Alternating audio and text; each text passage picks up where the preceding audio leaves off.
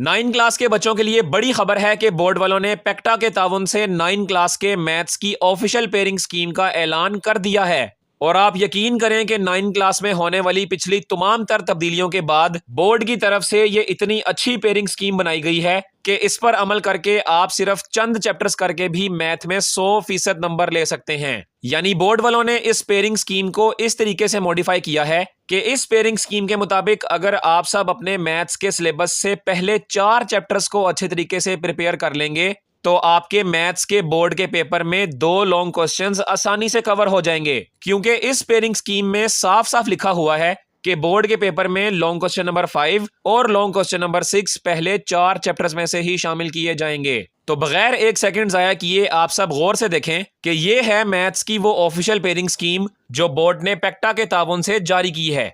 अब इस pairing scheme पर सबसे पहले लिखा है the paper of mathematics for grade 9 will consist of 75 marks. यानी हम सब जानते हैं कि आपके 9 क्लास का बोर्ड का मैथ्स का पेपर 75 नंबर का होता है, जिसके अंदर ऑब्जेक्टिव टाइप 15 नंबर का और सब्जेक्टिव टाइप 60 मार्क्स का होता है। और आपको आपका मैथ्स का पेपर हल करने के लिए 2 घंटे और 30 मिनट्स दिए जाते हैं।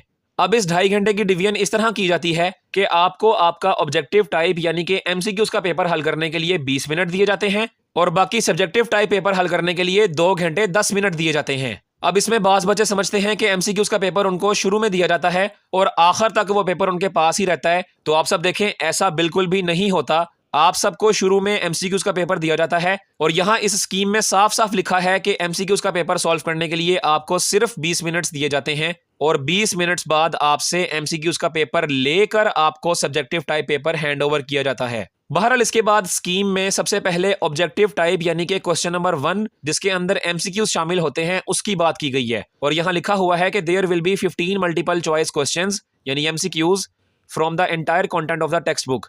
यानी आपकी पूरी बुक से 15 एमसीक्यूज इस पेपर में शामिल किए जाते हैं, जिनकी डिस्ट्रीब्यूशन इस तरह की गई है कि 1 MCQ each from chapters 1 2 5 7 9 10 11 12 and 13। यानी कि आपकी टेक्स्ट बुक के चैप्टर नंबर 1 2 5 7 9 10 11 12 और 13 से एक एक एमसीक्यू आपके पेपर में शामिल किया जाएगा। तो इस तरह ये 9 एमसीक्यूज हो जाएंगे और उसके बाद लिखा है कि and 2 MCQs each chapters 3 4 and 6। यानी कि चैप्टर नंबर 3 4 और 6 से 2 एमसीक्यूज आपके पेपर में शामिल किए जाएंगे। तो प्रीवियस वाले 9 और ये 6 एमसीक्यूज तो टोटल मिलाकर आपके 15 एमसीक्यूज हो जाएंगे और हर एमसीक्यू 1 मार्क्स का होगा, जिसकी आपको टोटल 15 नंबर दिए जाएंगे। बहरहाल इसके आगे सब्जेक्टिव पार्ट 1 की हेडिंग दी गई है और यहां से शॉर्ट क्वेश्चंस की डिवीजन शुरू कर दी गई है।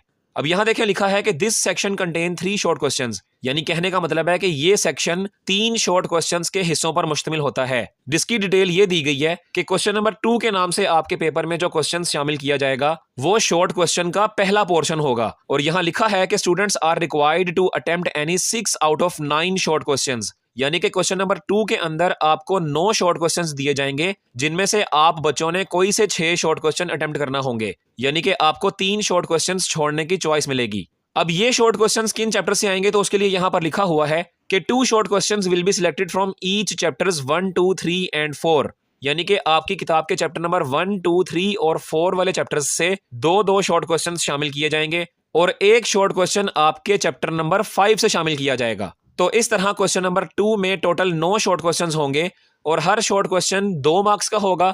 और चूंकि आपने 6 शॉर्ट क्वेश्चन अटेम्प्ट करने हैं, इसलिए क्वेश्चन नंबर 2 टोटल 12 मार्क्स का होगा। बहरहाल इसके बाद क्वेश्चन नंबर 3 ये भी आपके सब्जेक्टिव पार्ट 1 वाले सेक्शन का ही हिस्सा है। यानी इसका मतलब कि क्वेश्चन नंबर 3 के अंदर भी शॉर्ट क्वेश्चंस ही मौजूद होंगे। और यहां पर भी लिखा है कि students are required to attempt any 6 out of 9 short questions. यानी कि क्वेश्चन नंबर 3 वाले शॉर्ट क्वेश्चन के पोर्शन में भी 9 शॉर्ट क्वेश्चंस दिए जाएंगे, जिनमें से आप बच्चों ने कोई से 6 शॉर्ट क्वेश्चंस अटेम्प्ट करना होंगे। अब ये क्वेश्चंस आपकी किताब के किस चैप्टर्स में से आएंगे तो उसके लिए लिखा है कि 3 short questions will be selected from each chapter 6 7 and 9। यानी कि आपकी किताब के चैप्टर नंबर 6 7 और 9 से 3 शॉर्ट क्वेश्चंस आपके इस क्वेश्चन नंबर 3 वाले पोर्शन में शामिल किए जाएंगे और ये कुल मिलाकर 9 हो जाएंगे। लेकिन आपने चूंकि 6 शॉर्ट क्वेश्चंस अटेम्प्ट करना होंगे तो उनके भी यहां पर 12 मार्क्स ही होंगे। बहरहाल इसके बाद क्वेश्चन नंबर 4 की बात करें तो क्वेश्चन नंबर 4 भी आपके सब्जेक्टिव पार्ट 1 का ही हिस्सा है। यानी यहां लिखा हुआ है कि students are required to attempt any 6 out of 9 short questions. यानी कि क्वेश्चन नंबर 4 में भी आपको 9 शॉर्ट क्वेश्चंस दिए जाएंगे, जिनमें से आप बच्चों ने कोई से 6 शॉर्ट क्वेश्चंस अटेम्प्ट करना होंगे। अब ये शॉर्ट क्वेश्चंस किन चैप्टर में से आएंगे, तो उनके लिए यहां पर लिखा है कि 2 short questions will be selected from each chapters 10, 11 and 13। यानी कि आपकी किताब के चैप्टर नंबर 10, 11 और 13 से दो शॉर्ट क्वेश्चन इस क्वेश्चन नंबर 4 में शामिल किए जाएंगे एंड 3 फ्रॉम चैप्टर 12, और चैप्टर नंबर 12 से 3 शॉर्ट क्वेश्चन आपके क्वेश्चन नंबर 4 वाले पोर्शन में शामिल किए जाएंगे। इस तरह इन शॉर्ट क्वेश्चंस की तादाद भी टोटल 9 हो जाएगी, लेकिन चूंकि आपको कोई से 6 शॉर्ट क्वेश्चंस अटेम्प्ट करने की इजाजत दी गई है, लिहाजा इस पार्ट में भी उन 6 शॉर्ट क्वेश्चंस की टोटल नंबर 12 ही लगाए जाएंगे। बहरहाल यहां तक आपके पेपर का सब्जेक्टिव पार्ट 1, जिसके अंदर 3 शॉर्ट क्वेश्चंस के पोर्शन थे, वो खत्म होते हैं। अब इसके बाद स्कीम के मुताबिक आपके पास सब्जेक्टिव पार्ट 2 वाला पोर्शन शुरू होगा। अब आप सब बच्चे यहां गौर से देख लें कि इस साल से आपके मैथ्स के पेपर में लॉन्ग क्वेश्चंस के 2 पोर्शंस बना के आपको दिए जाएंगे। पहले पोर्शन का नाम होगा सब्जेक्टिव पार्ट 2 और दूसरे पोर्शन का नाम होगा सब्जेक्टिव पार्ट 3। अब लॉन्ग क्वेश्चन के इस पहले पोर्शन में आपको 3 लॉन्ग क्वेश्चंस दिए जाएंगे, जिनमें से आपको कोई से 2 लॉन्ग क्वेश्चंस अटेम्प्ट करने होंगे, और लॉन्ग क्वेश्चन के दूसरे पोर्शन में आपको 2 लॉन्ग क्वेश्चंस दिए जाएंगे, जिनमें से आपको कोई सा 1 लॉन्ग क्वेश्चन अटेम्प्ट करना होगा। तो बहरहाल सबसे पहले सब्जेक्टिव पार्ट 2 वाले लॉन्ग क्वेश्चन के पोर्शन की बात करें, जिसके मुतालिक यहाँ लिखा है कि this section will contain 3 long questions bifurcated in 2 parts A and B carrying 4 marks each and students have to attempt 2 questions। यानी कि मैं बता चुका हूं कि सब्जेक्टिव पार्ट 2 वाले लॉन्ग क्वेश्चन के पोर्शन में आपके पास 3 लॉन्ग क्वेश्चंस होंगे, जिनमें से आपको कोई से 2 लॉन्ग क्वेश्चन अटेम्प्ट करने होंगे, और हर लॉन्ग क्वेश्चन को A और B पार्ट में डिवाइड किया जाएगा, और दोनों यानी कि A और B पार्ट 4-4 मार्क्स के होंगे। इसका मतलब है कि एक लॉन्ग क्वेश्चन आपका 8 मार्क्स पर मुश्तमिल होगा। बहरहाल स्कीम के मुताबिक इस पोर्शन में जो पहला लॉन्ग क्वेश्चन होगा वो क्वेश्चन नंबर 5 के नाम से होगा, और इस क्वेश्चन नंबर 5 का पार्ट ए वाला लॉन्ग क्वेश्चन आपकी किताब के चैप्टर नंबर 1 यानी कि रियल नंबर्स में से शामिल किया जाएगा, और इसके बाद इसी लॉन्ग क्वेश्चन नंबर 5 का पार्ट बी आपकी किताब के चैप्टर नंबर 2 यानी कि लॉगरिथम वाले चैप्टर में से शामिल किया जाएगा। अब आप सब बच्चे यहाँ गौर से सुन लें कि जब आप इस लॉन्ग क्वेश्चन नंबर 5 के पार्ट ए और बी को दोनों को डन करेंगे, तब ही आपका क्वेश्चन नंबर 5 कंप्लीटली डन होगा।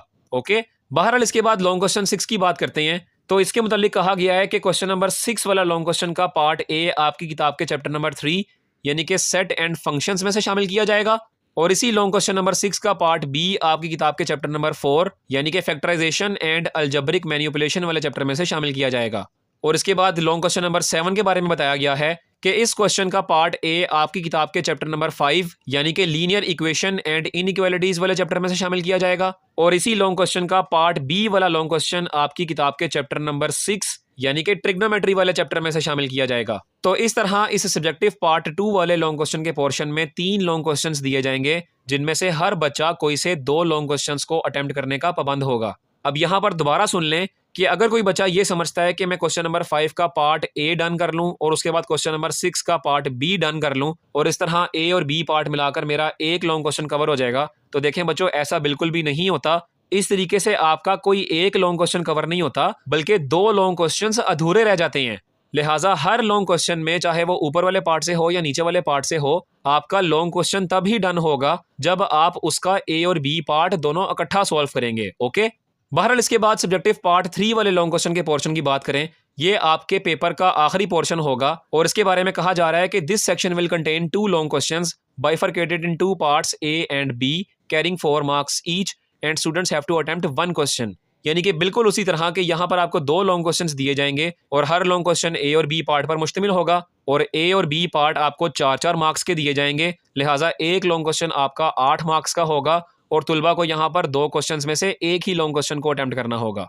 तो बहरहाल सब्जेक्टिव पार्ट 3 में पहला लॉन्ग क्वेश्चन आपको क्वेश्चन नंबर 8 के नाम से दिया जाएगा, और यहाँ पे लॉन्ग क्वेश्चन नंबर 8 के पार्ट ए के हवाले से कहा गया है कि 1 long question will be selected either from chapter 7 और चैप्टर 10। यानी कि क्वेश्चन नंबर 8 के पार्ट ए वाले लॉन्ग क्वेश्चन में आपकी किताब के चैप्टर नंबर 7 यानी कि कोऑर्डिनेट ज्योमेट्री, या फिर चैप्टर नंबर 10 यानी कि ग्राफ्स ऑफ अ फंक्शंस, इन दोनों चैप्टर्स में से कोई सा एक लॉन्ग क्वेश्चन शामिल होगा, और ये आपका पेपर बनाने वाले पर डिपेंड करता है कि वो इन दोनों चैप्टर्स में से किस चैप्टर से लॉन्ग क्वेश्चन को इस पार्ट ए में शामिल करे। बहरहाल इसके आगे क्वेश्चन नंबर 8 के पार्ट बी के हवाले से कहा गया है कि 1 long question will be selected from chapter number 9। यानी कि इस क्वेश्चन के पार्ट बी वाला लॉन्ग क्वेश्चन आपकी किताब के चैप्टर नंबर 9 सिमिलर फिगर्स वाले चैप्टर में से शामिल किया जाएगा। इसके आगे क्वेश्चन नंबर 9 वाले लॉन्ग क्वेश्चन की बात करें तो इसके पार्ट ए के बारे में कहा गया है कि 1 long question will be selected from chapter number 12। यानी कि लॉन्ग क्वेश्चन नंबर 9 के पार्ट ए में आपकी किताब के चैप्टर नंबर 12 यानी कि इंफॉर्मेशन हैंडलिंग में से एक लॉन्ग क्वेश्चन शामिल किया जाएगा, जबकि इसी लॉन्ग क्वेश्चन के पार्ट बी के हवाले से कहा गया है कि one long question will be selected either from chapter 11 और चैप्टर 13। यानी कि क्वेश्चन नंबर 9 के पार्ट बी में आपकी किताब के chapter number 11 loci and construction या चैप्टर 13 प्रोबेबिलिटी वाले चैप्टर से लॉन्ग क्वेश्चन शामिल किया जाएगा। अब बिल्कुल पिछले क्वेश्चन की तरह इस पार्ट में भी आपके पेपर बनाने वाले को इख्तियार दिया गया है कि वो चैप्टर नंबर 11 से लॉन्ग क्वेश्चन शामिल करे या चैप्टर नंबर 13 से। तो इस तरह यहाँ पे आपकी स्कीम का इख्तिताम होता है, यानी कि बिल्कुल इसी तरह आपके बोर्ड के पेपर में आपका मैथ्स का पेपर बनाया जाएगा। बहरहाल इस स्कीम के मुताबिक किसी किस्म का सवाल वगैरह हो तो आप कमेंट्स के जरिए पूछें और हमारे यूट्यूब चैनल अजीम एजुकेशन HD को सब्सक्राइब करके इस वीडियो को अपने दोस्तों और क्लासमेट्स के साथ लाजमी शेयर करें।